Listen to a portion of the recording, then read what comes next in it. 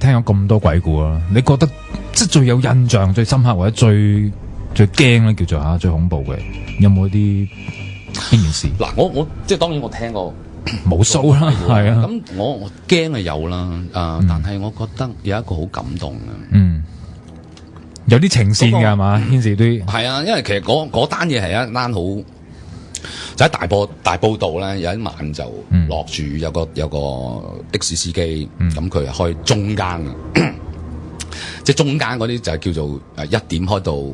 即係晏晝12點開到夜晚10點嗰啲叫中間啦，即係唔係話4點開到4點嗰啲啊。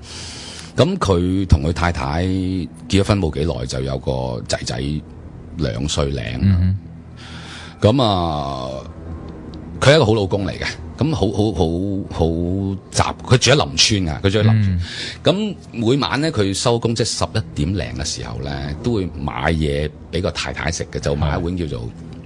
我好記得，就叫雲吞米線啊，即係雲吞麵，但係佢就唔係麵啊，米線。每晚都會買一碗外賣，買一碗雲吞米線俾個太太，然之後11點零收工，咁就翻去俾個太太食，然之後就氹下個仔仔就瞓覺。咁因為佢住嗰啲3層高嘅即係村屋，嗰啲村屋咧，每晚個太太就11點零就即行出去睇住個老公，翻嚟攞住個雲吞米線行翻嚟啦。有一晚咧，如常地，佢太太就係行出去睇住個老公翻嚟啦。但係呢一晚好特別，佢發覺佢老公行嘅姿態咧，同平時好唔同，個頭耷得好緊要，身體都好搖晃咁。咁太太就好直覺覺得梗係老公呢排捱得好辛苦啦。咁就 OK，咁開定門等佢啦。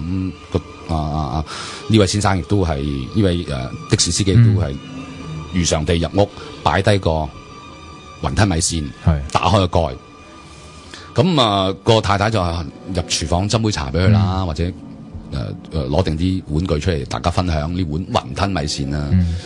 當個太太出嚟嘅時候咧，佢個老公就入咗去仔仔間房，就睇下個仔仔，睇下瞓得好唔好啊，有冇腐皮啊，如常地都係咁做，晚晚都係咁做啊。咁佢再望多次老公個背影，又係覺得佢即係個頭耷得好緊要，又係個身體搖晃得好緊要，即係有少少唔同啦，好唔同啦。就係呢個時候電話就嚟啦，就係醫院沙田，如果我冇記錯應該沙田差館，就係打電話去就話李先生就啱啱撞車，就已經喺深切治療部，就相當危險，就已經係要準備嗰樣嘢噶啦。但係佢明明見住老公喺屋企嘅喎，佢回頭一望。個老公就喺個仔仔嗰個出嚟，就係已經係塊面咧係爛晒，即係五官係睇唔到。OK，五官係睇唔到。咁佢冇辦法，即係嗰個太驚就暈咗屋企。係，咁暈咗屋企咧，嘣一聲就隔離鄰舍去報警，就救翻呢位太太。咁原來咧，其實佢老公冇翻過嚟噶嘛。但係最奇怪咧就係嗰碗雲吞米線咧，就真係擺咗喺度。哦，其實個靈魂翻嚟啦，真係。